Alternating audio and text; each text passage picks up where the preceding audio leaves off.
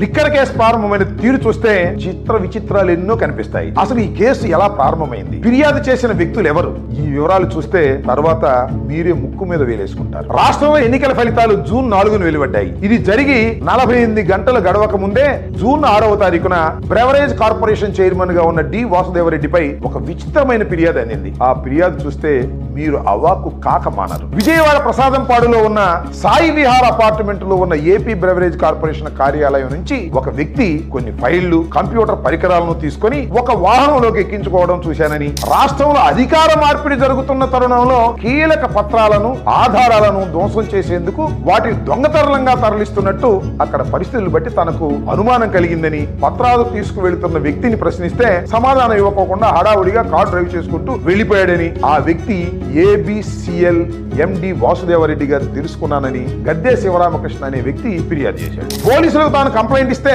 తీసుకోలేదని, అందుకే సిఐడి వారికి ఫిర్యాదు చేస్తున్నానని చెప్పుకొచ్చాడు. అసలు ఈ గద్దె శివకృష్ణ ఎవరు? ఒక కార్పొరేషన్ ఎండి, కేంద్ర సర్వీసులకు చెందిన అధికారి.